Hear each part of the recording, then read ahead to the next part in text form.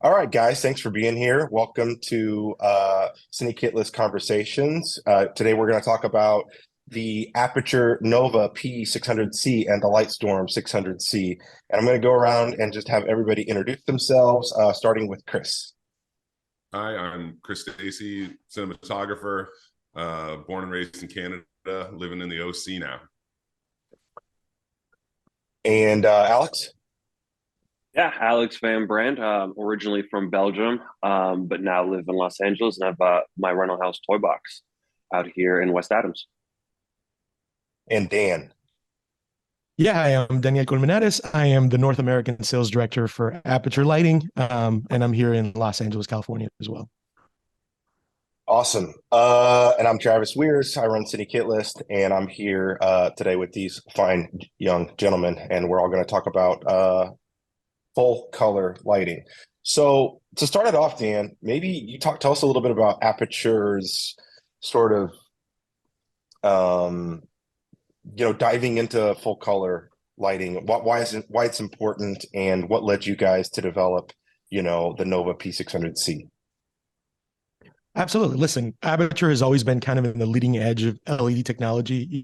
We were the first out there with large usable COB LEDs, which give you hard light, which was kind of the big, Aputure's big claim to fame, right? Before us, there was kind of the mole LEDs, which I tried to use when I was a cinematographer and was a little less than impressed, but there weren't a lot of options to recreate that Fresnel, that point source look. But we're always looking to push technology, right? We have one of the best apps in the market to try to lead that Bluetooth, revolution where everything is now releasing with a Bluetooth app. So you have that control. And we're in the forefront as well in color science, trying to create better skin tones, trying to replicate tungsten, which is really still, no matter what anyone says, the gold standard when it comes to color reproduction, right? You just that full spectrum, it just hits different. And so we're always looking to try to develop something that gets us closer there, to develop the tools that filmmakers and cinematographers can use to create and make their jobs better and just elevate their game, while providing value, right? Because that's always important. Why are yeah, totally. Why are panel lights so important? It seems like that's one of the most ubiquitous sort of shapes in these LED fixtures. Why are they so important? Why do you think the panel light took off? Yeah, I mean, I'll let someone like Chris or Alex. Yeah, I mean, I'll let someone like Chris and Ari answer this because they're out there using it. But really, it's because it was something that didn't exist really before, right? We've always been looking for soft lights. If you look at the time of tungsten, you have the zip lights, you have, these space lights, you have all these modifiers to try to create like the Mul 2K zip. I don't know if you guys remember with the 2K coming out, and it was like a big scoop and everything to try to create soft directional light. And so, Ari comes along with these panels, and even before Ari, right, the light panel one by one, it's like all these LED manufacturers are creating these panel lights. They're able to create a very soft, diffused, especially nowadays, this very in vogue look, and be able to light large environments very quickly, right? Just to be able to create a big wash and set your level. But I think that's why they took off. I think that they were the next level of something that has been around Hollywood for 100+ years. Everyone thinks that in the 20s and in the 30s, everything was hard light. But if you look at some of those sets, those cinematographers were doing a lot of work to create soft diffuse lighting. They were breaking lights. They were doing things that we're doing right now. We just, don't really think about it because that wasn't necessarily the look of the era. But if you go back and you look at some of these TV shows and some of these films that were being made in those times, they were always looking for ways to create that soft, diffused, natural, unlit lighting. And I think the panel was just another tool that made things easier for cinematographers. Yeah, that's great. So talking about Chris and Alex, let's kick it to Chris. Chris, tell us how you incorporate the Nova P600Cs into your on-set workflow. I mean, if we're going to go, for example, I got them right out of the gate. And so I jumped right into a feature that we just did called The Blind. And so we shot that in Louisiana. And I mean, I used them an array of different ways, from hanging from ceilings to doing like full color red spectrum stuff in a bar, to using them to like key certain people and bounce certain lights. I'd say the most interesting way we were using them, we had a bunch of them on condors, and a big kind of array of them, and we were balancing to existing sodium vapor lights. And so we were taking a color meter, getting the reading from those sodium vapor lights, and then we were matching our source up in the condor and just blasting them down. And it was shocking, even with 4 of them, how much power we were getting from those guys in a condor. So I mean, I think for me, I think the RGBWW stuff, it's like matching existing light fixtures, sources and things like that. Even like, I did a commercial just recently inside of a giant a building, and all the buildings always have that like ugly green tinted ND on the glass. And so it was like taking meter, measuring the light, measuring the color, and then trying to match it with those fixtures. And so I think that's the big spectrum for me. Isn't really like flashy RGB stuff where I'm doing like music video stuff, but it's really just tuning in the right color for the right environment and building from there. And they've been really useful for me and the team to do that. That's a great answer. I feel like that is just real world practical talk, real talk. So many times you hear about full color lighting and someone thinks, oh, it's going to be a music video or it's going to be Blade Runner, some sort of sci-fi thing. And I mean, for what I do, I'm a DP and gaffer as well in Kansas City.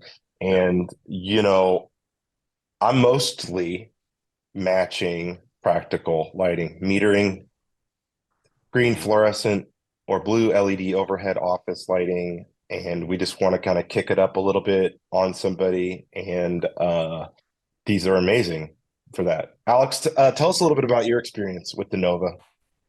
Yeah, I mean, it's been great ever since I've got them, even since the Nova 300's kind of started taking over. It's been immediately, it's been fantastic to have. Whether you're using 2, 3, or 4 to push through like a big silk and get a big soft source without having to do a full book light or using even more space in the studio. They've been fantastic. I mean, I don't think I've been in very many like jealous situations, so to say, with these lights. We're always tweaking into the RGBs a little bit, whether we're just throwing a little bit of cosmetic filter, we're taking a little bit of green or adding the magenta, like, you guys were saying earlier. It's just, the lights are just always in RGB mode now. The last 5, 6 projects, we haven't even used them in clean CCT mode. We're just using color. And that's just to add in a little bit of filtering, we're not blasting people with red light. Like, no, we're just trying to match these sodium vapor lights or the window or whatever it may be. And that's just been so great, and then stacking multiple together using a little bit of different color from each different unit. With the 600s now having multiple color engines, we're playing with that a little bit more and really trying to kind of make these blends of color, kind of just trying to make things a little sexier, Mm-hmm. Yeah, even if it's just a little bit warmer than tungsten, right? Just a little bit more. Oh yeah. What do you have on there? Dan? That's actually a T4C. I did not have the time to rig up a Nova, but that is not at a tungsten level. It's actually at an RGB. So like, this is, be blue, or I went with like a more of a peach color so that it actually shows up on the screen a little bit more. But it's not going to those extremes. It's going to that slightly saturated, add a little bit of something. Maybe it looks like a shop light that's right above me or something like that, versus something that only has, CCT control. You're not able to do those matching, but it's all about versatility and being effective. You guys are doing so much more on sets than 5-10 years ago. And, when I was working as well, like you get faster tools, you do more. The level of filmmaking has really gone up. And I think it's partially because of RGB fixtures. They allowed you to be faster. Gels are there for the fusion now, not really for color. Yeah. What are gels? I haven't heard of those things. What are those? Listen, some of my best friends work for Roscoe and Lee. Okay, so I can't.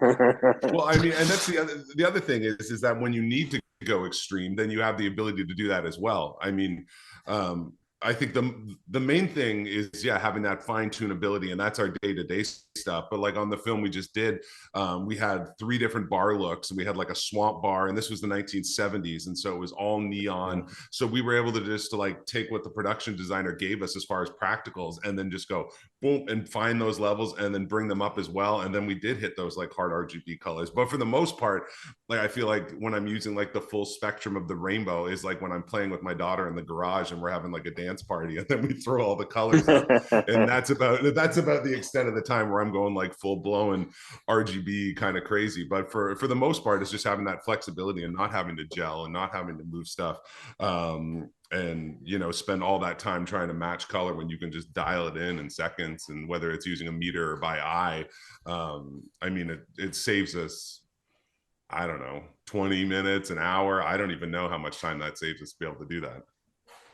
Oh, it's huge. And we can audition things like on a dime. You know, you can just sit there, have somebody with the controller, or you're on Sidus, and you're just, you know, you're just going through different looks and like, okay, take that half of the saturation away. And it's insane. Let's talk the about speed that we're moving at. Let's talk about Sidus, because I think that's important when we're talking about speed. So Dan, for people who might be beginners, newbies, joining this conversation, what is Sidus Link and why is it important when we're talking about wireless control for these units? Absolutely. Sidus Link is our free Bluetooth app. It is an app that Aputure developed so that any light that we create, you know, up to that point, can be fully controlled via Bluetooth. Every one of our lights has a Bluetooth transceiver, so it transmits and receives data and creates a Bluetooth mesh network. So the more lights that are on set, they're all repeating and sending that signal and making it stronger. And what that does is it allows for you to be more efficient on set.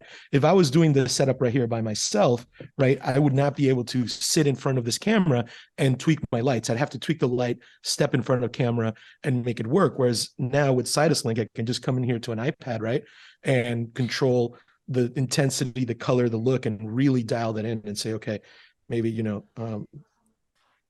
maybe I'm a little bit bright right now.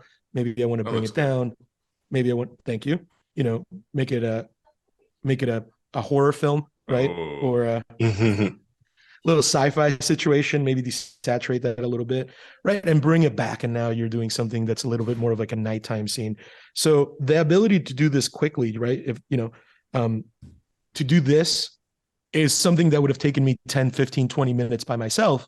Here I am able to do this. So if you're, it's something that professional crews were already doing when they had that unlimited budget. They had enough set lighting technicians to make sure that all those lights get moved quickly, or they have a dimmer board programmer, a DMX programmer, an operator who's sitting there controlling all these lights wirelessly.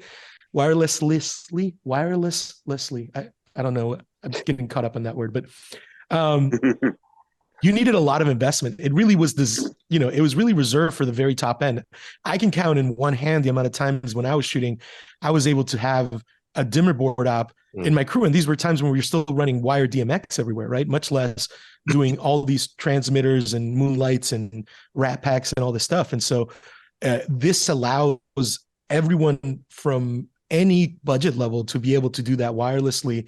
And it helps level up your game, right? If you are doing corporate work, being able to set that interview very quickly and just sitting behind the camera and make those tweaks even as that CEO is sitting down and getting ready to speak, versus having to pause, run in front, move something, run back to the camera, and then kind of, I don't know, I used to sit there and I would be like, I wish I would have done it. No, there's no time. Let me just sit back. And I'm having these conversations in my head, about whether or not I should have been bold and stopped the production and slowed things down to try to make something a little bit nicer, or if it was worth it or no one was going to notice and it was better not to slow down the pace or interrupt that interview. I can just do it now, right? And just really tweak it down to like a 0.1% level. So that's the value. And, we make sure to include it. Go ahead. Yeah. Well, then there's grouping, right? And making scenes and different looks. And so it's like, we'll go in and pre-light a set or something like that, and then all of a sudden you pop on the app, click it up, load it up, and everything's right there and everything's set, so you can group different lights together, make different scenes and looks and all that kind of stuff as well. Not only being able to just adjust things on the fly, you can pair different lights together and do all that kind of stuff with it as well. Yeah, do some active dimming, set some cues, do some lighting changes. Things are fun. And especially when you're on a small project that's just moving, it's really amazing that while they're blocking, while they're rehearsing or doing a first take, they're going to be a little rusty. You're sitting there behind the iPad, and you're adjusting things really quickly, so it's awesome. And even during, even during a shoot, I've had times where I just have my gaffer, we're sitting on there and we're just like wiggling it and playing like a DJ with it to create some like vibey, like twitchy lights. And like, I remember we had times, in the last project where the guy would like, he hit the wall and we wanted the light to kind of flicker at the same time. So we just sit there and and so it works for some live little camera effects too, especially when you don't have time to program that stuff. It's just an easy way to be able to control lights quickly. It's also fun. It's also fun to sit behind that, so you're just playing with toys. It feels like post-COVID, a lot of things have been shifting towards like, oh, we've got budget constraints, we've got crew constraints, we've got like safety concerns, we've got all these things. I'm sure you guys feel the same way. It's like, I want to deliver the quality of product that I deliver regardless of what the constraints are. And so being able to, set these lights up, control them all myself from my phone or my iPad, right there with the DP if I'm the gaffer, or with the director if I'm and the gaffer if I'm the DP. It feels like, I'm able to sort of squeeze a little bit more production value and speed out of these constrained projects, where at the end result, it's not just about the money, right? I mean, I want to walk away feeling like I delivered, or I over-delivered what I said I was going to bring to this project. And I feel like wireless DMX and Sidus wireless Bluetooth control really helps achieve that. Yeah. I mean, the other quick, and the other quick use we had for them was, on the Condors, when we had them up there, as opposed to having a guy in the sky, we'd be able to have the app on the ground and being adjusting stuff as we go. We had to be right under the Condor at like 50 feet. That range was getting a little far, but we were able to just dial it in from the ground. And so that was a huge help, just dim it a bit. And, when usually, when you got a guy in a Condor, you'll have him sitting up there adjusting lights and, waiting there. And so, sometimes we'd have them up there, but a lot of the time we just throw them up and we'd be able to dim, change the color and all that from up there. So that saves manpower and puts some men on the ground for us. And a little safer too, just like one less safety concern. Exactly. Much safer. Dan, what can you tell us about the future of Sidus Link? And Chris is talking about range issues. What can you tell us about where Sidus Link is headed? Because I know there are some plans for 2023. Absolutely. I mean, Ted, our founder and CEO, of course, had a huge presentation at NAB 2022 where he spilled the beans on something we're working on, which is Sidus Link DMX, right? And that is the ability for Sidus Link to not just bring in Bluetooth, our Bluetooth lights, right? Because every manufacturer is kind of using their own app. A little aside, the reason we call this Sidus Link is we actually envisioned it being agnostic of Aputure products and being able to bring in the APIs from other manufacturers. Well, that didn't work out. That was a little naive, and everyone kind of wants their own walled garden. So we just focused on making it the best app possible. But we see a world where we can finally make that happen, and that's using the DMX protocol. So programs like Luminaire or Blackout, apps like this are able to, with some hardware and some other investment, right, be able to control any light wirelessly and be manufacturer agnostic. We're working to bring that feature into Sidus Link. And of course, the Bluetooth range issues, anytime you go wireless, you're going to deal with range and with dropout and with signals. And that includes wireless DMX, as we all, I'm sure, have had some experiences with that. It's not always as as robust as you want. You just have more budget, so you're able to get the repeaters and the other things. And some of that technology is a little bit more robust, as it's a radio signal versus, a Bluetooth signal. But or not a radio signal, different wavelength, right? They're all radio signals. But we're looking to do that. We are always adding more functionality. We just had an update that actually allows you to control lights remotely over IP. So if you have a person with Sidus Link here, so I have Sidus Link set up right here. If I were to share my scene with Chris Stacey and we were, in the app, he could open up his Sidus Link and start controlling my lights remotely over the internet. So these are some of the things that we're bringing into Sidus Link right now. We have a floor planner and shot designer built into the app for free. So, and that includes, airy lights, Kinos, any professional lighting fixture you can think of. We'd make sure to put stencils in there so that you could do your overheads through Sidus Link if you wanted and share them with your crew. And we just added an illumination handbook. So every Aputure fixture, including modifiers, you can now see at what distance, what kind of output you can expect. So you can say, okay, the 1200D is so many lumens at 3 meters, but what if we change that and put an F10 Fresnel, or we use the narrow reflector, or we do the light on 150, right? And so these are all things that matter when you're doing pre-production. And so we're always looking for ways to tweak it. As Bluetooth technology matures, we use Bluetooth 5.0 on our fixtures. There will be new versions of Bluetooth. Each one gets more range. Each one gets, faster and more responsive. Those features will then come into Sidus Link. I found out that one of the reasons there's a slight delay when you touch things on the Sidus Link app versus when the lights get it, it's not a limitation of the lights because they have Bluetooth 5.0 and it's much faster. It's that we have to write Sidus Link to be compatible with almost any phone, Android, iPhone, or iPad or tablet that's out there. And so we have to build in some delays into the program because if that older phone or older iPad is using Bluetooth 4, Bluetooth 3.0 or something like that, that's going to affect the performance. And so there has been talks, nothing official, and I don't know that we'll ever do it, but of creating our own kind of Sidus tablet, right? Built from the ground up with hardware that we know we have so that we can push that range and that delay to kind of even lower levels. But I don't know that that's going to happen. We're always it's kind of really interesting when you join a company the size of Aputure because there's at least 20 or 30 projects going on at any one time, right? And so when I joined, I had the list, right? I come from the cinematography background and I had that list, right? We're going to need something that's going to compete with the M18. I want something, for this light. I want something to replace the M40. I want something small. I want this, and I had this whole list and I'm going to teach them, right? I'm going to bring like the professional set to Aputure. And they're like, did you sign the NDA? Yeah. Okay, let's talk. That's coming out in a month. Here's the prototype for this. We're working on this. We're not doing this, but we're doing this instead, which is way better. What do you think? And we just went down that list and I had a little bit of an ego check, a little ego deflation there going on. I think that when you're a working filmmaker, you forget sometimes how complicated and how long it takes to develop a product. And so it's very easy to sit here on a set and go, oh, this is dumb. What you should do is make this, and this, and this light would be perfect, right? And the thing is, the guys that are making these lights are not dumb.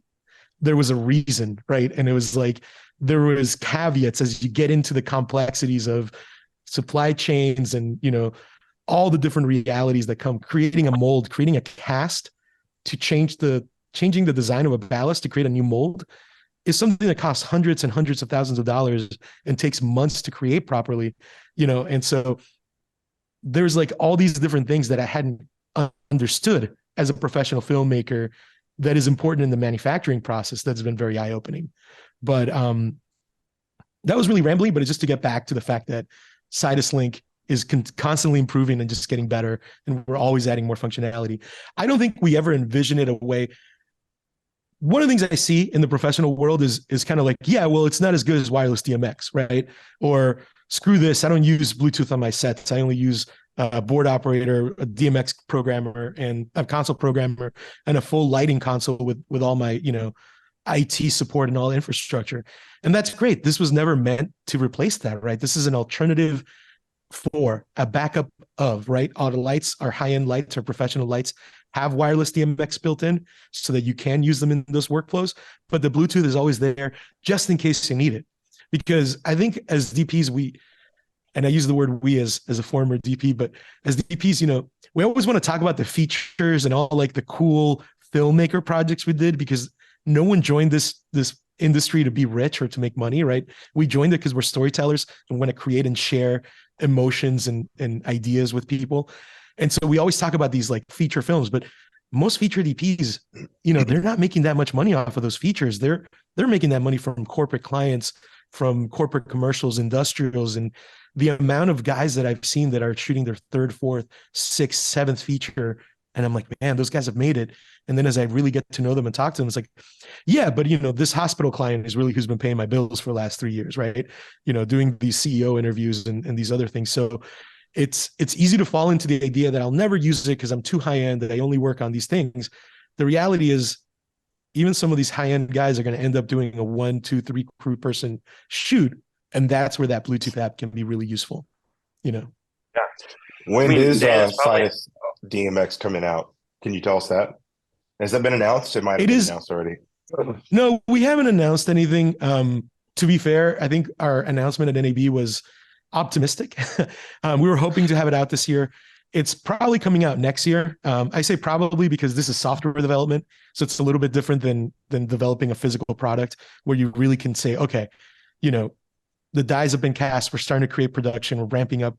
It's going to be 3 or 4 months before we're able to sell it, just because we need to get the stock in the inventory. But the product has been ready 6, 7, months ahead of when it actually gets released. With software, it's the development part. So we figured as we got deep into the development process that a full rewrite of the ground of the base code of Sidus Link was required to really make sure that we take advantage of all the features of the DMX and what could come in the future. So the decision was made to kind of just do a full kind of from the ground up rebuild. So we don't have any information as when it's coming. It's not coming in the first 2 quarters of 2023. I'll promise you that. Oh, wow. So okay. Hopefully, quarter 3 or quarter 4 of 2023. But when it does come out, it's gonna be really interesting because it's gonna be a full rebuild of the program, and so that's gonna make it more stable, add range, and just not only bring the DMX features, but probably improve the features that are already within the program. Oh yeah, that's amazing. You were talking a little bit about just to kick it back to you for another question, Dan. You were talking a little bit about when you first joined Aputure's team, being surprised at how far ahead they were thinking. What can you tell us about, obviously without spilling anything that you're not allowed to spill, like Aputure's roadmap? Are we talking about like 6 months into the future, 2 years in the future, 4 years? Like how far ahead are you guys thinking when you're developing and planning new products?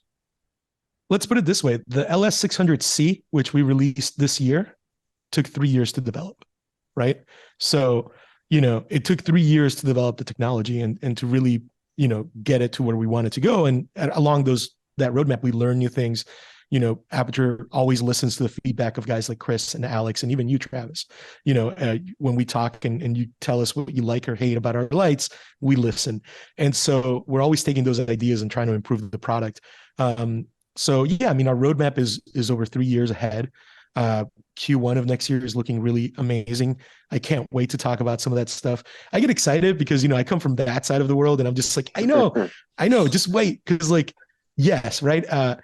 I would put it this way. If you think Aputure should be working on it, we're working on it. If you think we should be working on something bigger than the 1200, we are. If we should thinking about bringing color to a bunch of other places, we're thinking about that too. And we're working on that. If you're thinking we should be making bigger flexible lights, different flexible lights, absolutely. Tubes, no, but we're working on something interesting. So, you're teasing so much stuff, and you have been teasing so much stuff this whole conversation. You're just dropping little hints here and there. People don't even know. There are a few things in the background that are actually not released or announced yet. They just happen to be out of focus. So I don't think anyone's hiding in the focus. I threw in a few Easter eggs in the background that, that no one's going to be able to guess. But if someone were to really dig in and come back 6 months later, they might say, oh, that's what that was. Because this is our office. So real quick, let's go around and I want to hear from Chris and Alex if you guys could I know Dan's hinting that, Aputure has all this stuff in the pipeline. Chris, if there was one light that Aputure doesn't make already that you want them to make and you wish you had now, and then Alex, and then I'll say something. Yeah, I mean, I think for me it comes down to like I've always been a big fan of my HMIs and big HMIs and big sources, and and so for me it's funny because it comes down to more power, right? I mean, I just like big sources that I'm able to manipulate. So I mean, when the 1200D first came out, I was like blown away. I said, this is it. I don't think my 1200 HMI is been turned on in a year, now because I have these. And so for me, I think it's just bigger fixtures. Something to replace my 4Ks would be awesome. And then the other thing for me, and which Dan and I always talk about, is dimmability, because it's so funny. Once I get these big fixtures, sometimes, or even some of the like the F22, sometimes we want to dim them even more. So like there's been so many times where I've had to like quadruple diffuse them, and then I'll put some gaff tape over them, some paper tape, and just trying to bring the levels down because you just want a little bit. And I think that range from 1% to 0 is still, you'd almost want another 15% in that range to be able to do that. And I know that's a tricky thing for for RGB and LED lights to do. So I think that those would be my two wish lists. And then the other thing is maybe a new bulb. I think the bulbs are great, but I think there could be some room on those guys. Maybe something that's a little more full and round, so you don't have the bottom to it. And then I know my set decorator and my production designer, they're always asking for smaller versions. So it's like a half size version of the bulb would be pretty cool too. So anyway, those are my wish lists, at least for this Christmas. So just to jump in real quick, Chris. So what I'm hearing is bigger but less bright, larger but smaller. Yeah, exactly. That's right. Yeah. I mean, you know what? And by the way, I'm not sorry. And by the way, Dan, figure it out. We gotcha, by the way, not everything that you mentioned, but a lot of those things. One of the really quick to just jump into those things that I didn't realize was a huge challenge. And to do a little insider, throw some insider information, dimmability on LEDs. I hear this all the time. Why don't you make your 0.1% less bright? That just seems like a no brainer. You do that, everyone's going to buy your LED. It's going to be simple. Well, physics are not simple. And it comes down to something that I didn't realize when I talked to our engineers. Making that 0.1% less bright actually stresses the LEDs even more, because LEDs want to be working at a certain voltage, right? And so you can't drop that voltage, and they need a certain amount of energy to be energized and start creating light. The brighter that LED is, right, the brighter they're going to be on that first step when they start energizing and giving out light. And to get it to be a little bit less than that is actually extremely stressful to the LED. It would lead to doubling the size of the light in order to create the heat sinks to be bigger, which seems completely counterintuitive to me and not something I would have ever guessed in a million years being on set, that running a light at 0.1% and making it less bright would actually stress the electricity out more and require bigger and bigger fans. And it's part of the reason but it's part of the reason, as I understand it, the orbiter is as big as it is, because that is one light, not to really talk, I shouldn't be talking about competitors, but that's one light that goes to 0.1%. But that's part of the reason it's so big and heavy, is that in order for it to go that dim, it needed those big heat sinks. And so it just becomes, design many times comes down to compromises that are not necessarily apparent to the end user. And so it becomes that idea of, why didn't you guys release, a better frame for the F22C? Well, that frame that we used was designed by another company. It existed. It allowed us to come to market 6 months sooner than us designing our own frame, ramping up production. And again, it's non-trivial to create the casts for it, to change like a factory in order to produce these things very quickly, to have like the specialized CNC machines to make all those pieces. And so that's one of the reasons, right? And so that became the compromise. We didn't really think about it. Go ahead. Yeah, no, I was just thinking, I wonder with the F22C, if it's a firmware thing, if you could turn on each of the individual squares that are into that on individually, so then you can get yourself a little lower levels there. I mean, maybe that's just a little software thing, just throwing ideas out there. I don't know. but you could just, you know how like with the old Kino bulbs, you're able to turn each one on separately on the ballast, right? And I wonder if you could kind of just go, I can turn that one on, that one on, that one, and be able to control each 4 of those squares. Would be an interesting solution. Anyway. Yeah, I mean, we're looking into some of that stuff. That kind of solution requires you to think of the design before you design it, because it would require like the LEDs and the controller for the LED to have like those pixels, right? And that adds its own complexity. But it is lessons that we're learning, and some of the products that are going to be coming out in Q1. Actually, one specific product from Aputure that I'm very excited about has amazing 0.1% dimming, and the engineers answered the challenge, right? So we are, they don't always get there as fast as you assume, simply because we don't have all that information, but they're working on some of those challenges, and it's part of some of the things we want moving forward, right? Because we want weatherization, we want more power. Ironically, we want less power. I think that you're seeing kind of a polarization because of how sensitive sensors are now, how low the foot candles you see on a set are today, that you have a need, as Chris said, for bigger fixtures for when you're doing large areas, huge, locations, and to be able to go through a ton of diffusion or bounce it or do whatever you need with it, while at the same time, the need for dimmer and dimmer fixtures that maintain good color quality at that like lower end. So it's really interesting that we're seeing that kind of stretch, right? Of we need bigger, but we also need smaller. And that middle range, always important, but it's kind of like the vanilla of flavors, right? It's like everyone needs it and wants it, but there's so many options in that middle range. No one gets excited about those. Everyone wants to talk about the 2 ends, those M40s, M90s, and those 60 watt and 150 watt fixtures that could be put anywhere that are tiny. I think it's part of the reason the MCs are so popular, right? And the MC Pros are going to be crazy. I mean, I can't wait for those to come out. That's Q1 of next year as well, so that's going to be great. They are fun. Alex, MC Pros are a lot of fun. Yeah, I can Alex, confirm. tell us your wish list. Well, how can I not want all the things that Chris was saying? Bigger, brighter units, more control, bigger dimming. I think, Dan, you kind of touched on it a little bit. I think, just as we want bigger units, I have 4 600Cs up into this quad mount that's supposed to be for the 1200s, but I was like, oh, we're doing this, so I might as well put some of the units we're actually talking about in there. But so bigger units, yeah, people want that. But also, a lot of times, and I was shooting in an apartment where we were trying to, we were up in the 10th floor in Hollywood, and we wanted to see all the other buildings. We wanted to see the Hollywood Hills in the background. So we're like, fuck it, we're shooting Venice too. We can push the sensor. We can really, match everything to the outside. And we were lighting things with the 60s with like at 1%, putting NDs in front of these units. So, again, that dimmability is going to be amazing. I think, getting like 60Cs, 90Cs, things like the 300C are going to be huge too. Just having the smaller units, just the tiny little guys that we can throw up into a corner, we can throw in a little suction cup, or just magnet to the ceiling would be freaking amazing. But yeah, bigger units,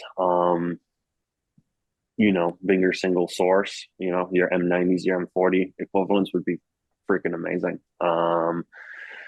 And so, yeah.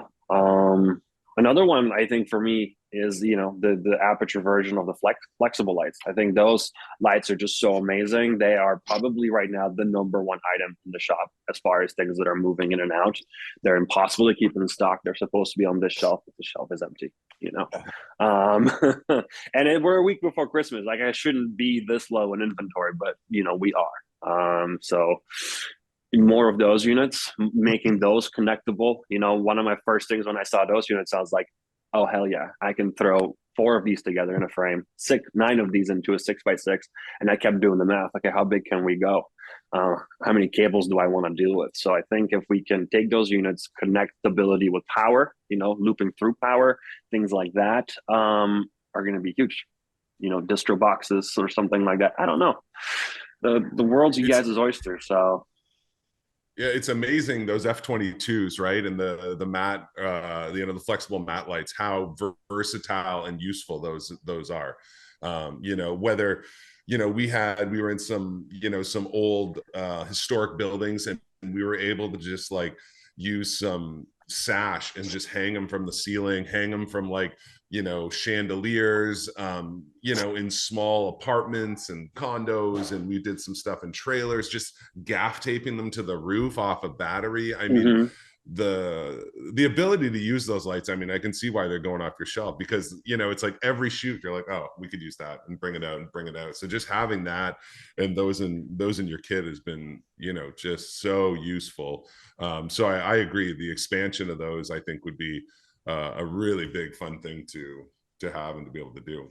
So yeah, you know, that's really funny because it's really interesting and funny, because I remember you and I talking, Chris, as you were gearing up for the blind, and I just kind of got the first prototypes of those F21s, and I was like, hey, listen, I don't know what to think about this light, because like I'm a little bit removed from being on set all the time, but I'm super excited about it. Like I finally, when I was hearing about it and the feedback we were getting from our customers, yeah, flexible lights, whatever, everything that was out there wasn't as, you know, I feel like there was a time when people were excited for them, the Aladdins and the, you know, whatevers. And then when people were using them, and I remember me personally using them and being kind of not disappointed, but not quite as excited as I wanted to be with these things. And so I think us as a manufacturer, we're making the flexible lights, but we weren't sure what the market was going to be. We weren't, you know, they're not big sellers for other companies. They're not things that are on top of people's wish lists. And so we did them, and I was like, yeah, okay, cool. We're working on an Amaran flex light. That sounds nice. I want to know about the 600C, because that's what we were getting the prototypes around the same time. And I was, you know, really excited about it and looking at them. And then I got that first prototype in my desk, and I opened it up and I built it and I played with it, and I saw how lightweight it was. And I was doing all that stuff, and I was like, okay, I'm kind of really excited about this. This is really cool, but maybe I'm not on set all the time. So maybe I'm just, you know, I'm thinking it should be great, but when I get there, it wouldn't be. And I remember talking to you and saying, hey, I'm going to throw these two in there. Let me know what you think. And you had just picked up a few 1200s because they were really hard to get. And, you know, we're trying to find some for you. And I remember when you came back, just raving about them because you were able to do so many things in those trailers. Yeah. So I mean, we use it's one of those things. Yeah. We didn't expect them, honestly, to be used by pros. Yeah, I mean, I think the story actually was, I actually was like, you know what I could use? And I was like, so, you know, I need like a flex light and something to be able to tape onto the ceilings. And I'm pretty sure you mean like this? And I was like, yeah, exactly. And it was just like, thank you. I will take that and I will try it out and I'll give you all the feedback. But I mean, if we didn't have those, I mean, I think on you know, the 30 days of filming we were on that feature, they were used in like 50% of the setups, and almost every single interior I had them going somewhere.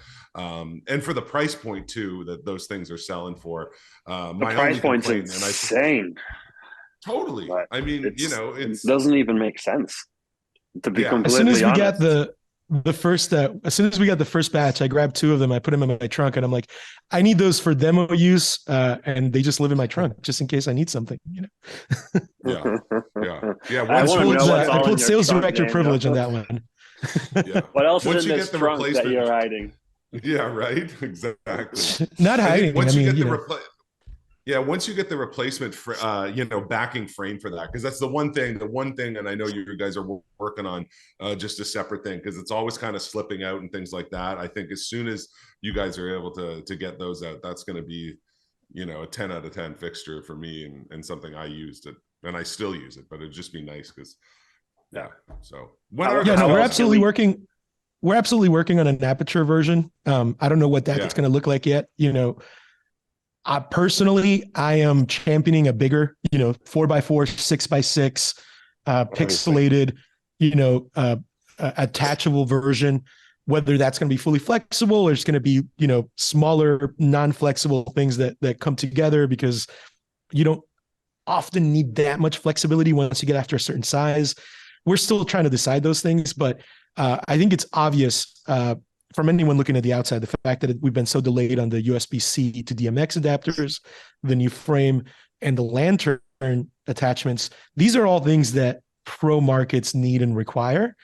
And I think we got caught a little bit flat-footed in how great of a product it really was and how much the pro market was going to embrace it, right? And so we're taking that as a lesson, to just be a little bit better about accessories and getting them out there. I think something similar happened with the Nova P600, which is a light that I think oftentimes gets lost on the shuffle just because panels, there's a ton of panels, right? Everyone makes a panel. The panel is the easiest LED to make. You don't have to worry about heat dissipation as much. You have more surface area to work with.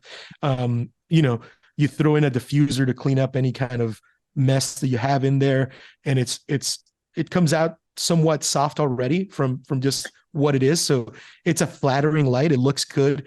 I call it like the 5D Mark II of lights. It was a camera that maybe wasn't the best camera in the world, but it just looked great for what it was, right? For 8 bits, it had no right to look as good as it did, but Canon did all the special sauce to make it look great. I think that's what panels are. And I think we did something similar with the P600. We took a long time to get accessories out there. And I think it hurt the momentum of the light because the accessories, in my opinion, and I know I work for Aputure, so I'm very biased. There are 2 panels in the market right now that are worth looking into: the P600C and the Vortex 8.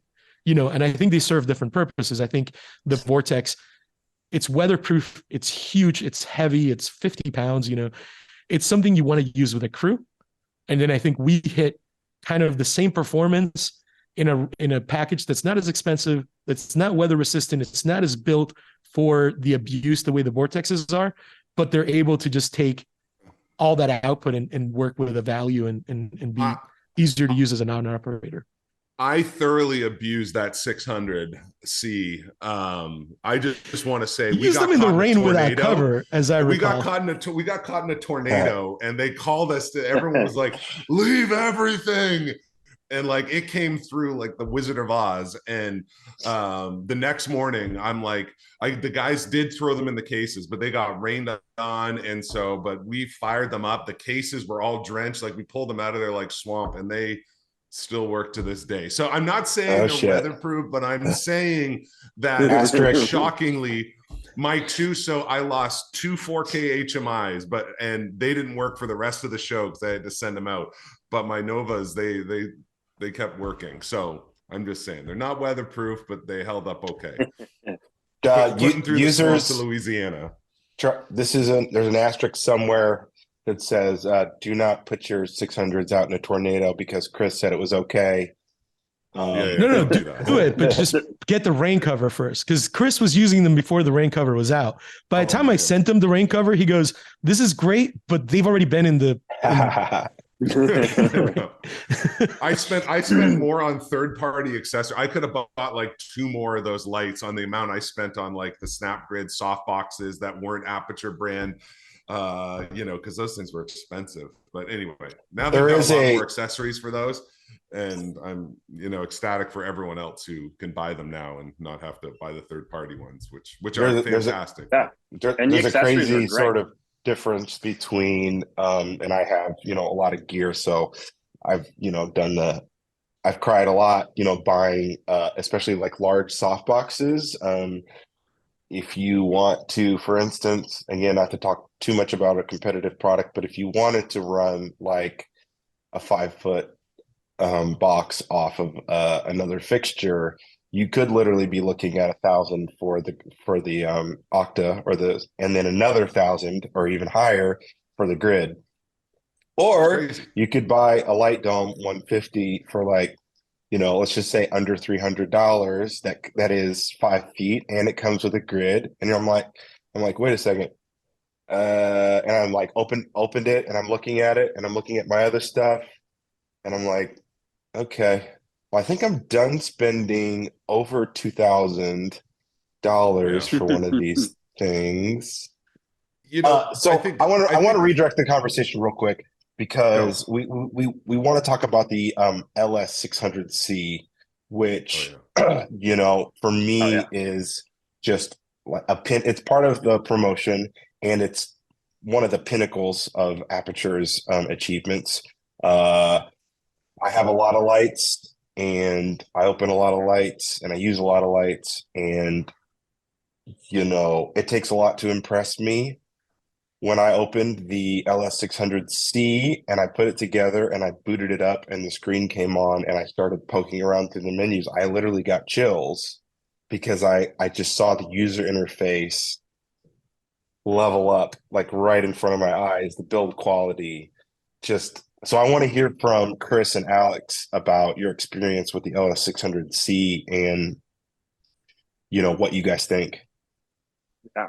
I mean, so I know you're talking about the LS600C first, but I know that the Nova 600 came out first. And I do remember when I got the first couple of units of the Nova 600s, I was like, holy shit, the build quality on these guys is insane. Like, this is by far Aputure's best built unit to date. And then when they released the 600, the Lightstorm 600C, it was like, boom, they did it again. Again, much better build quality, even better yoke, even better this. And it's like, the products are starting to feel so solid. Ever since the 600 seams came out, I'm not even really going to set with anything else. I have like 10 plus 600Ds, 600Xs, all the above. And it's like, there is no point, the price point is not going to be that different for the client. And so I roll out with 1200, 600Cs, and then, 600, the Nova 600 panels. Actually, my head card's right here.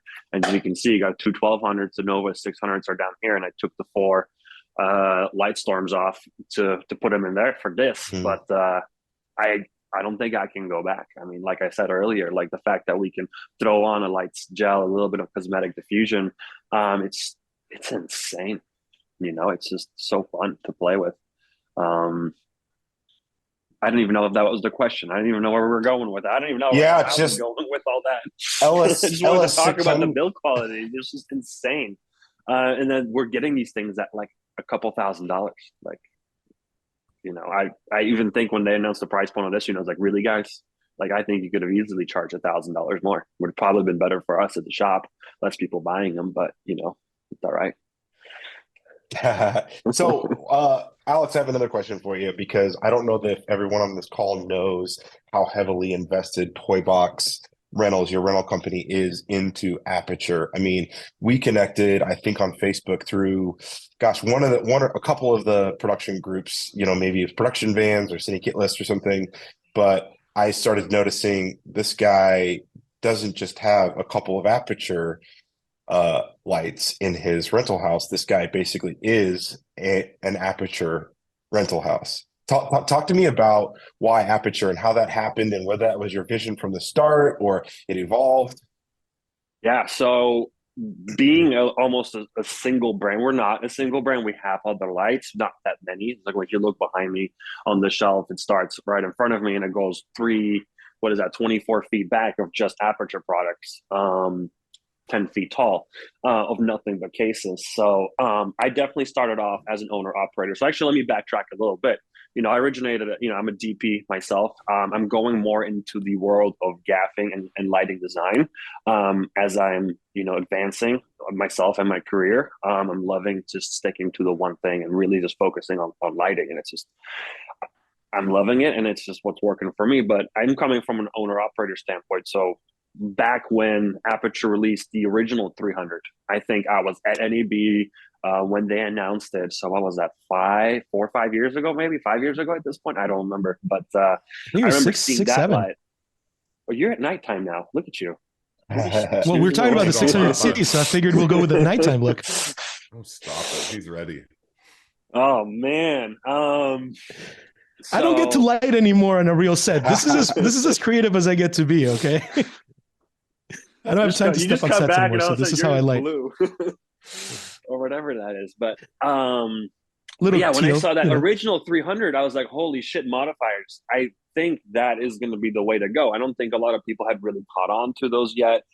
Photo World was really doing the whole modifiers thing, and I was kind of seeing that, but as soon as that 300 came out, I was like, holy shit, this is going to be it. If the quality is there, I bought one unit, started using it, started bringing it on set. I had a lot of old school gaffers at the time that weren't used to, we were using a lot of HMIs. And when they first got like that unit in their hands, and I was like, here, slap a couple of V-mounts on it and run outside with it and let's find an angle for the light out through this window. I just remember just one older gaffer running in, probably like in his 50s. So he had a V-mount on the unit. He comes in running with it and he's so happy. He's just smiling from ear to ear. It was insane. I was like, look at this guy, just like a kid running running around on Christmas morning with a light in his hands. And so I bought a bunch of those units because I was like, this is making sense. I was leaving a position as a full-time in-house director DP at a big media company. And so I was going freelance. I was buying my own kit. I was buying cameras, and I was really just building out my own world. I had a lot of units, and I was doing this whole rental thing. I was doing a lot of share grid originally, and really just kind of doing this as a way of like bringing in extra money, diversifying my income. And it was really just a way for me to like bring in an extra $10,000-$20,000 a year, just so I could save up and use that money towards a house. That was really the big goal. Then COVID really just hit. The rentals just kind of took off because every rental house in LA closed for months at a time. So all of a sudden our rentals on ShareGrid were just taken off. We're like one of the few people just operating still. And so I was like, you know what? I have all this money saved up. My girlfriend at the time was like, I was like, hey, this is what I'm thinking about doing with this, like all this money that I was supposed to use for a down payment. How do you feel about me just doubling down and continuing buying more lights and just kind of running with it? And she's like totally cool with it and still really cool with it. I mean, we're here. I have a whole space and she allowed me to do that. So, but yeah, that's where things just took off. Aputure just continued releasing products. We just continued buying because I had the funds available. Booked a couple bigger shows during COVID, continued putting units on. I think, when the Nova 300 came out, I was working, or I got hired for, it was probably about 2 months after the Nova 300 was announced. And we had our first unit. I was brought on to a Nickelodeon show. And then, I thought it was going to be a much smaller show. The way they were explaining it to me, I was like, oh, it's going to be about a 20, 30, 40-foot set. And I was like, okay, I can bring on a couple Novas. I can probably get a couple more. And all of a sudden I walk in on the walkthrough in the first meeting and walk into the studio and they start taping things down. I'm like, what the fuck is happening? This is like 100-foot set right now. I immediately call my salesperson up. Her name's Karen. She's amazing, but I call her up immediately. I'm like, Karen, I don't need 4 more. I need 20. I think, yeah, I was like, I need 20 Nova 300s. Like, what can we do? I have the money. Can we get these in-house? Like right now, I need them in 2 weeks. This project starts. She's like, I can't do 20. But I can get you 8 more. So I had 12 Nova 300s, and she worked some magic along with the amazing people at Aputure. And, I think that was a show. We used 12 300s, 14 or 16 300Xs. Like, we just used Aputure products alongside a couple moving heads and a couple Lico, the original, a couple Source Force, just because we needed some lusters. We needed to be able to do some color. And there wasn't really many options out there within our budget. Now, I would definitely jump up to these guys, but 3 years ago, we just couldn't. And so, it just really just doubled down, tripled down. And the whole rental thing just kind of took off. There wasn't a lot of rental houses that were carrying Aputure. I think a lot of the bigger houses were looking at Aputure and were just kind of afraid. They were like, oh, this is the little kid on the block. We don't really know, how these people are. We don't trust their products. They were confused, I think. But I was like, no, I see through this. They're onto something here. I think these guys are just going to keep running with it. So let's just keep going with it. And sure enough, before you know it, Aputure just kept releasing products. I kind of had to keep up. There was a good minute where I was like, even like Dan or Maxwell over at Aputure were like, yeah, you definitely have the largest stock of supply of Aputure units in LA, which I was like, me? And like, I'm operating out of my garage, a 1-car garage. What do you mean I have the biggest supply of units? Nowadays, I don't think that's true anymore. Now that your city leases of the world have tapped into the Aputures. But, we're here now. We have our own space. We have our own brick and mortar location, which was born out of the whole ShareGrid world. And now, we're trying to do something a little bit more unique. We're open 24/7. We're almost completely remote. So you can pick up your own package out of a big locker system. It's pretty amazing, actually. So trying to revolutionize that side of the industry, or the rental industry, as Aputure is also revolutionizing it for us. So we're kind of growing alongside Aputure, really. And that's been really fun. Just to kind of be part of the game, so to say. We're just kind of, as the brand is growing, we're growing too. And I'm having sometimes a hard time keeping up, knowing with what's coming out, in the next year or so, or been teased enough stuff with the people. It's like, we gotta get our money ready because it's gonna be fun, you know. That's great. Chris, talk to us about your experience with the Lightstorm 600C. I mean, I thought so. I started out, my big first purchase and use was in the 1200Ds, the Lightstorm 1200Ds, and so I already was sold on those. When those first came out, I was like in line immediately. I was like, I need them.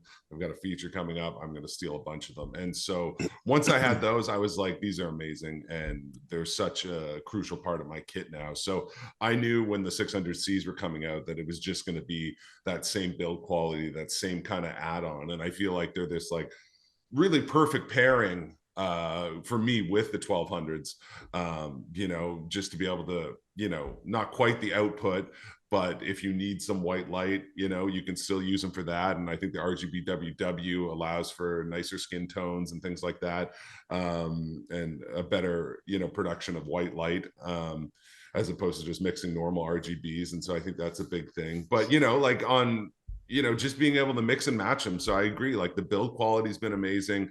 I love the fact all the new modifiers that keep coming out for them and for the 1200s. I think that's a huge thing for me, you know, to be able to throw on a 90 lantern and throw on a you know, throw on an octo or anything like this, and it's at a price point too, which is still, you know, I'm getting into some bigger things where we've got lots of budget, but I'm still a lot of the time this owner operator where I want to be able to take these lights and you know, I just came back from San Francisco doing a solar panel commercial, and we had 3 days on that. We were outside and we had these guys running and through silks, and I had a 4-person crew, right? And so they've just become so useful.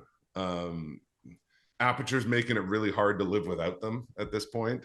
I think they're just putting out, and especially over, I think over the last year and a half, I think from I think for me, it started with the 1200s, the Nova 600s, and now the 600Cs. I mean, what they're doing now, it's kind of, they've had this growth curve now for me that it's just kind of going like this. And I'm just happy to be along for the ride. And I think they're making amazing quality lights that, you know, that compete with, that even rival as far as output. And I think build quality, airy, and some of the, some of that kind of stuff. I mean, I don't feel like I'm losing any quality of light or any quality of product by using Aputure stuff over Aries and sky panels and things like this. And the gaffers and the crews, you know, like I just spent, like I said, I was just in Louisiana for half the year, and the crews out there, I was bringing some of this stuff on there, and they're floored by it, and they're used to all that stuff. And, you know, when I bring something new on or something for them to try, I mean, immediately they're blown away by it. So, I mean, that's just,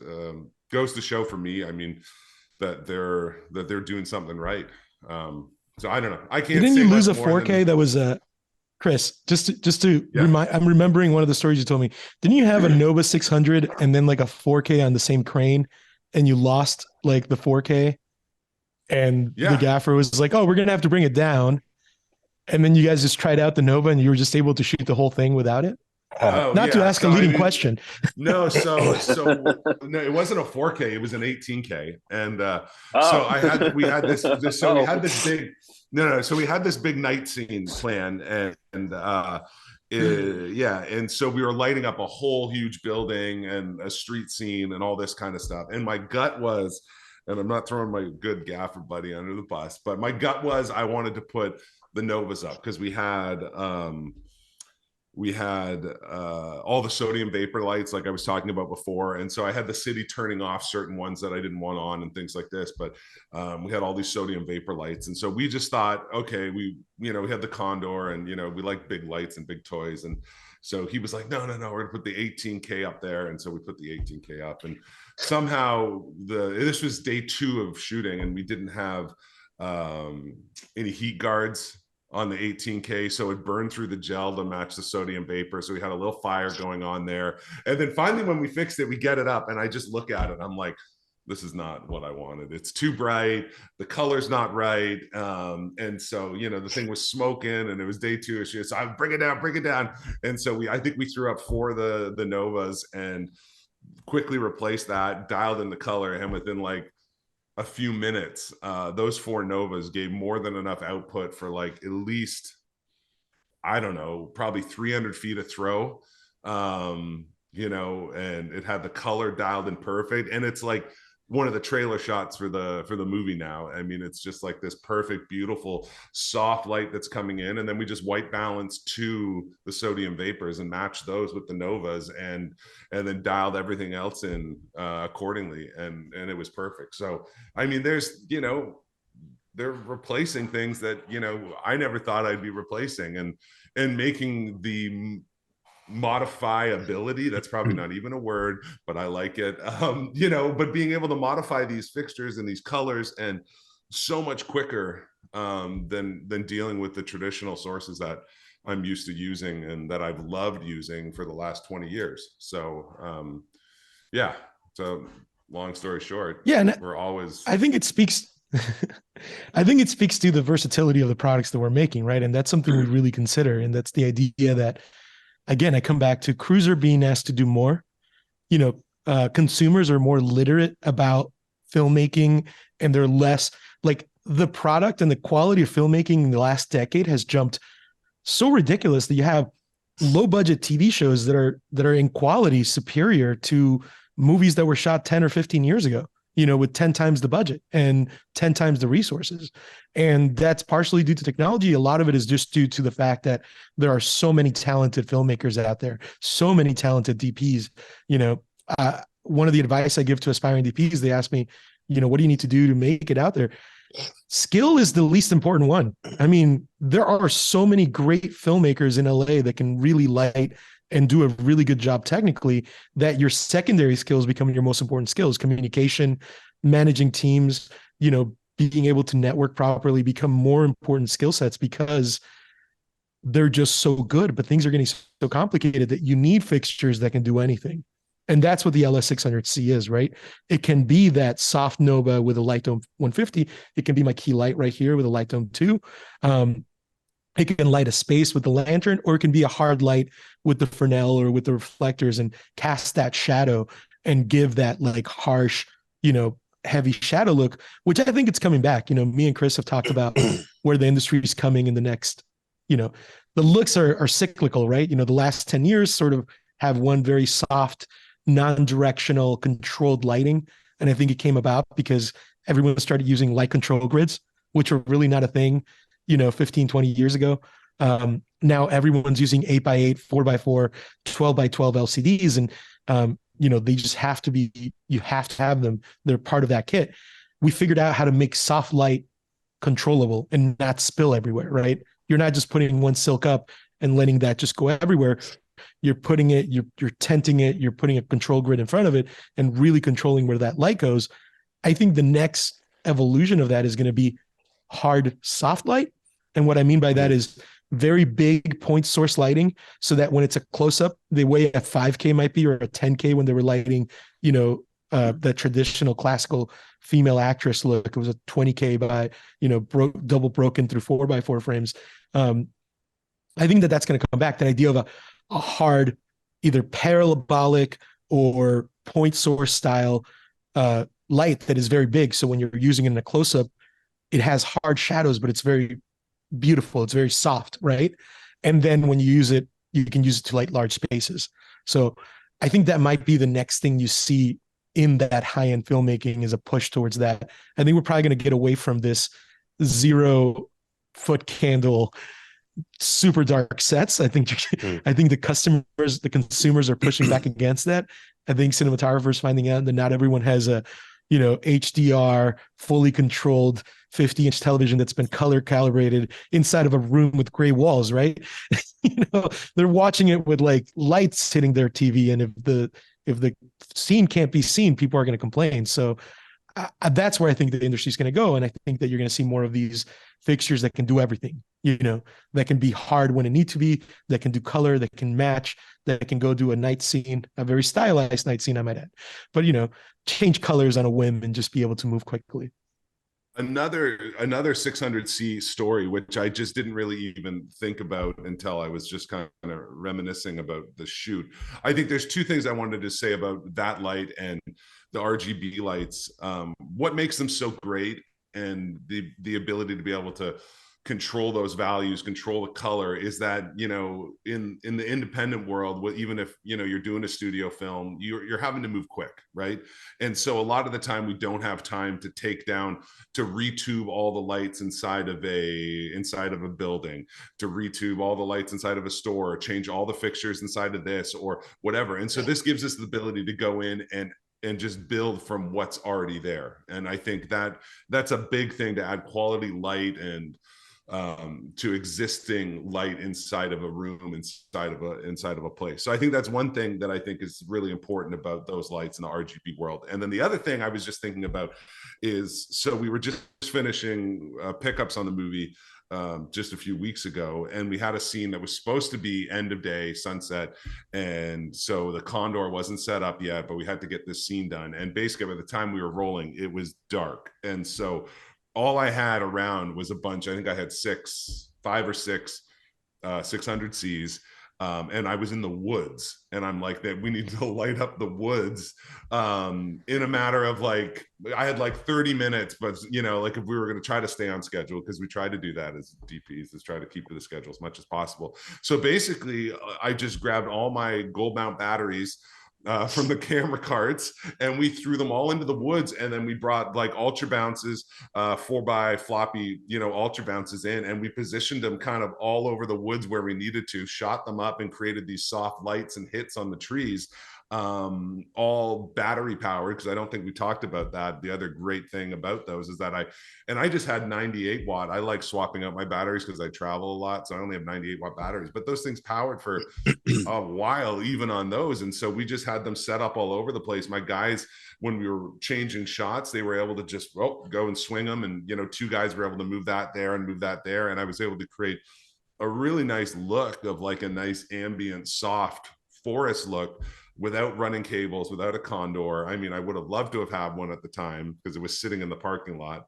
but we were able to do stuff like that and have enough output and a bright enough light to be able to do that, that's off a battery, which I think is pretty spectacular as well. So see, if you had Travis's truck, you wouldn't have even need this drill. You gotta get that. Exactly. You gotta get that pickup truck. Yeah, exactly. Yeah, my new little toy is the F-150 hybrid power boost. It's got a 7.2 kilowatt generator in the bed, and I'm planning on taking it into some fields and doing some remote power. I according to my calculations, I can power 5 1200Ds at full intensity just from the bed of the pickup truck. So no way. For how long? Purchase for An hour? Infinite. It runs on a Until hybrid the gas battery. runs So out. Oh, infinite. Yeah. So until So your truck runs out. it's got a 30-gallon tank, and the generator is actually powered by the electric battery because it's a hybrid engine. And so anytime the battery's running low, the truck will kick on, recharge the battery, but you know, full power to everything. So yeah, you could, if you wanted to power for 24 hours, it'd be no problem. I Built-in heard a bunch generator of- into the pickup truck. That's awesome. That's like the Gaffer dream right there. I felt like I We need had that once for all I of our vans or just our trucks. That's what That I we want means the that for the personal- transit. Yeah. The personal truck becomes a write-off, and then you know you bring it to production, and when the generator fails, you get that kit rental. Yeah, I have a 7K generator. I can bring it in $700 a day. Totally. Yeah, exactly. I plan to incorporate it heavily into like my pitches, you know, in the gaffer mode, just because I'm always asked for remote power, and a lot of times this would suffice for what we're looking for. And also, crazy thing is, and I haven't done enough testing to really dig into this and say anything yet, but like I powered a 1200D and a 600C from the bed the other day at full brightness, and it was completely silent because the truck is running in electric mode. So obviously it won't do that forever. At some point the engine's going to have to kick on and recharge the battery, but yeah, it was completely dead quiet, and I'm like, dude, this is something. That's pretty Yeah, cool. I haven't that's seen that. I freaking knew a bunch amazing. of guys putting Tesla batteries in their sprinters and stuff like that, and then running Oh. stuff off of that. I've seen guys doing that. So I was like looking into it and I'm like, nah, but that's not a bad. My Silverado's due to go back, my lease. So maybe I'll just buy a new F-150. I was waiting for the full electric. I hope you're getting version, a commission on this one, Travis. You got to work a deal with Ford. Syndicate list. Chris, talk to me. Chris, talk to me after this video, and also don't get the Lightning. So many reasons why not to. I think, but I had my deposit on the Tesla truck too, the Cybertruck, and I'm like, nope. I gotta get my $100 back from the Cybertruck too. I was like, just go watch the YouTube videos where the dude, it goes to like 30 degrees and he loses like literally half of his range just from it going from 50 to 30 degrees. You can't get around physics. There's something about not to turn this into a vehicle discussion, even though I do run the production vans and truck pages.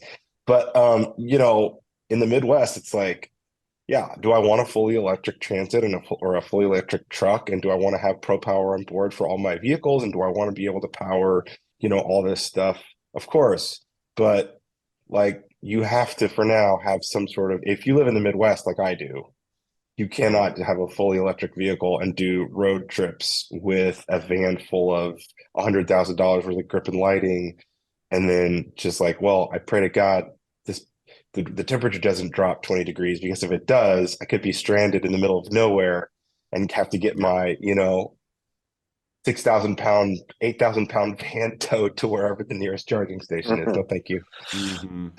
What are temperature drops? Just to, we're all in Los Angeles. We don't know what that is. You guys don't care. What are you talking about? It's freezing right now. I woke up and it was almost 47 degrees in my house. I feel like we should wrap this up. You got I had one more tease. Speaking of batteries, there might be something coming from Aputure in Q1 as well that might be very interesting to those who don't want to be plugging things into wall power. Just throw a little throwaway comment in there for you guys. You guys are going down that road. I feel like I know what you're hinting at here. It's not us. We're collaborating with a battery company to do something really interesting, and we're keeping under wraps. But I just got the first samples here at the office. And are we talking about some really interesting stuff? Don't move at all and don't say anything at all and don't blink or nod or anything. Are we talking about a portable power station here? I feel like your screen froze. This is definitely not I'm moving on purpose. No, totally. I'm playing along. I am not moving. Okay, as we wrap up, first of all, thank you guys. This was a really awesome conversation. I hope everyone watching it got a lot out of it. Your knowledge and expertise and questions are invaluable, and I'm proud to know you guys. What else can you tell us, Dan? What else can you tell us about what's coming down the pipeline for Aputure?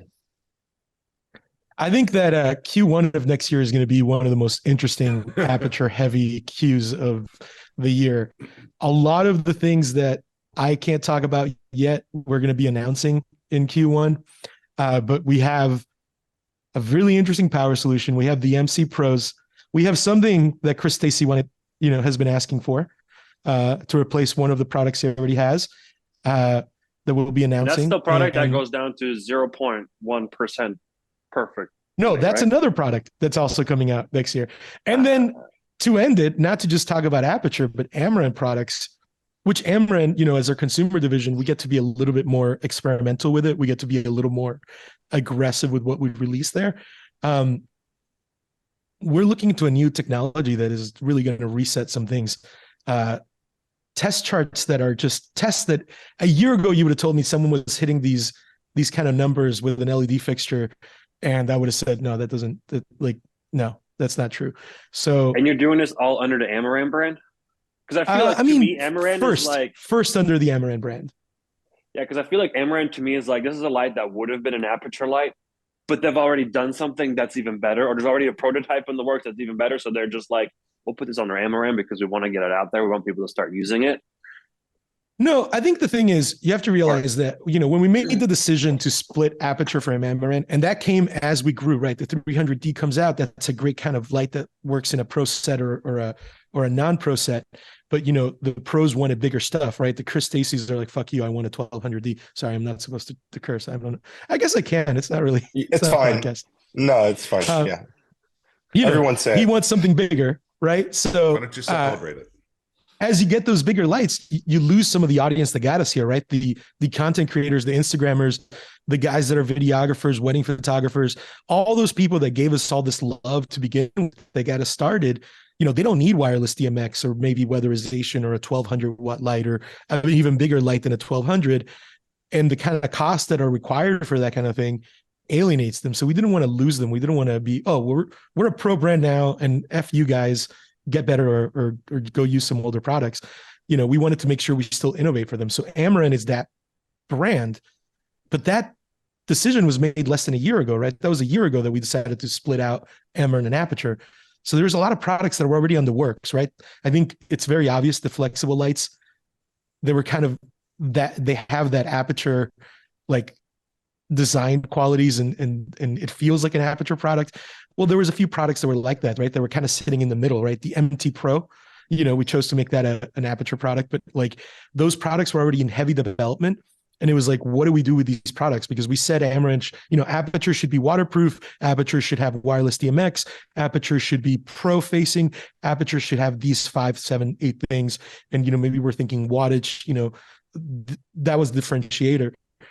We're realizing that some of those things were a little premature. There's some overlap. And also we had to make some tough decisions about products that were already in development. But as we move forward, now that we're a little bit out from products that are already fully developed, Amaranth's not going to be, oh, this might be a prototype and doesn't work for Aputure. Amaranth's going to be creating its own products and doing its own research, but aimed towards a value for a content creator. So obviously the build quality and some of those things are not going to be at that level that the Aputure level is going to be, because it's going to use materials that are plastic. They're going to use things that are going to be lighter weight. But the technology inside the product, the lighting, the LED, has always been the same level. We don't want to compromise on the lighting quality, because the idea is you go into Sidus Link, you grow with Aputure and Amaran, you take a 100D Amaran product, you match it with a 300D, they're going to look the same. You take a Nova, which is amazing and has all that output, and you match it with the Amaran P600C, and you click on a color on Sidus Link, and those colors are going to match, because we're using the same LEDs, we're using the same quality LEDs in there. We're making compromises in other parts of the product in order to hit those price points. So, you know, Amaran's going to continue to evolve as it is as a brand and kind of try to stand up on its own. And there will be some overlap. We're hoping the overlap's not going to be as strong as like the tubes and the flexible lights have been right now. But yeah, no, we're looking at some really interesting technology, and we want to try it out in that Amaran product first. Oftentimes, because it's lower wattage, right? You're talking about 60 watt, 100 watt, 200 watt lights. It's a lot easier to implement that before you scale it up.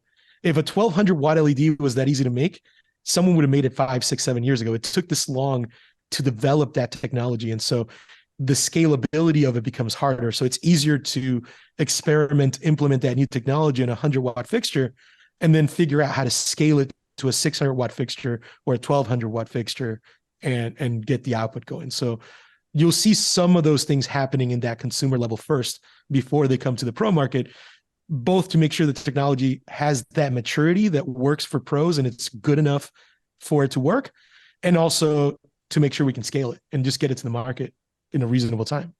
You know, one last thing is, I didn't talk about this, but I just want to say real quick, you, Alex, understand this very well. Chris, you and I have talked about this. Travis, I think we had this discussion. It's now technology. Lighting is no longer a mechanical device. So with a mechanical device, you've kind of reached the pinnacle of mechanics. You can make things a little bit better, or a little bit worse, but you're limited within the space of physics, right?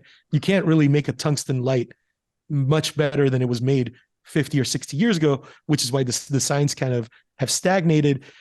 And it creates great value for a rental house to be able to purchase a 20K and 50 years later still be using it. But now you've put in technology, and then now you've put in a chip in there. And the moment you put in chips and computers and technology into something, that is no longer the device that's going to last 10, 15, 20 years. Technology moves at a faster clip. And so you're looking at product cycles that are 3, 5 years long, and you know, and that's it. And it doesn't mean the product stops working after 5 years. It just means that people don't want to use a 120D anymore when they have 50 different options that are 1,000 times better now. The same reason why people are not using iPhone 5s anymore. There's nothing wrong with the iPhone 5. We all loved it when it came out, but you give someone an iPhone 5 right now and they probably throw it against the wall after 5 minutes just from being used to the technology that they have now. So, that's something to consider. These are investments that are now pieces of technology, just like you have a laptop. No one expects to use their laptop for 15 years, right? They're just, it just doesn't work that way with technology. So my grandma still does. Either a good thing or a bad thing, depending on your stance on those things, but it does enable innovation and the ability to create products that can do things we didn't even think about last, 10 years ago. I think 15 years ago, if I told someone, yeah, you're going to be able to control your light with your phone, do any color that you want, and have it be out in the rain and not get fried, they would have been like, yeah, okay, which Star Trek show are you watching? Right? Because it feels like science fiction, That's totally No, true. yeah.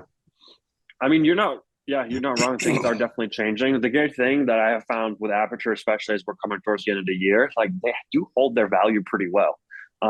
So as we are like clearing out some of the older units, it's like these things are just still selling at a pretty good resale value. There's still a huge market out there that's looking for lights. People are jumping into the industry, people fresh out of college or trying to start their YouTube channel, and they just want like a 100D or 100X, and a resale of that for 100, 150 bucks value is fantastic, especially when you only bought the unit at $200. I'm just using that as an example because we cleared all of those out of our store and they sold in a matter of like 2 hours. I was expecting them to sit, for sale for a while. I was like, I know who's gonna want these, but they were gone in a second. One guy showed up. He's like, what else do you have left of the little Amarans? He's like, he just bought them all up. It was amazing. Well, things have changed so much. Just even looking at your screen, Alex, to when the first time I visited an Aputure booth at NAB, which is was it 2016 or 2017? I can't remember, but I had a little one of the original Aputure panels with like the folding barn doors and the weird little with the A pattern. Yeah, exactly. And I bought a few of those and I was like trying to figure out what Aputure was as a brand, and I went there and I was like looking at everything, and I remember talking to Ted about what I wanted and what I was hoping like that Aputure would become. And to go from there, when in some of the early products that we had, trying to tell a client what it was, and they were just like, what, who is that? I don't want this, bring me this, to the point where as a gaffer, getting specific requests for Aputures, or they'll just say 1200D. They don't even say Aputure, but exactly what they're talking about. They want a 1200D and they expect you to have a 1200D or two. And I'm starting to see that happen with the 600C as it's just like gaining massive popularity. And I think it's incredible to look at the company and how far they've come since 2016, 2017. And what I think one of the keys to Aputure's success is just keeping that door. They've always kept the door open to filmmakers and said, like, tell us what you think and don't bullshit us. Like, tell us what you really think and what you really want. And they've been so fast to incorporate those solutions into, version 2s of their products at first. And then now you're seeing that stuff, the products come out and they're fully realized. It's not like a beta product that needs a version 2 necessarily. It's like, boom, we got it right. We've been listening. We've been taking notes. And I think that's one big thing that sets Aputure apart from some of the competitors is their flexibility at incorporating that user feedback into their product line soon, very quickly. Yeah. Try to show me another brand where you can go onto their Facebook page and throw a question out there and you have a response from not only someone like Daniel or Brandon at Aputure or just the community responding and helping you out. I don't think there's really much out there, with other brands like that. It's incredible. And, Aputure very much is very user-friendly. And, as a rental house too, it's like, I'm aware everybody's got their units. I know everybody wants a 600C and everybody wants a P600 or a 1200D in their inventory. That's great. I encourage people to buy, and that's why I'm here, encouraging people to buy the units. I don't mind. Where we come in is when you need 5 or 6 units. That's where we are, come to us when you need more, when you have that one bigger show or that big project, or you need to light a big studio. like we're there for you then. But other than that, buy your own units, get a good kit, make money off of rentals, and diversify your income. Perfect. Yeah, I think we'll wrap it up there. For everybody who, made it this far in the video, Cine Kit List is partnering with Aputure on this limited time promotion on the Nova P600C and the LS600C. You'll have to go to our Facebook group or visit us, join the email list to see the details on that. I just want to go around the room one last time and just everybody tell people where they can find you online. I'll start off. You can find me on Instagram at Cine Kit List, or in the Facebook group on Facebook, just Google search Cine Kit List, or my personal is at Travis Weirs. Awesome. I'll go up second. Alex Van Brande. If you want to go and follow me on Instagram, it's literally Alex Van Brande.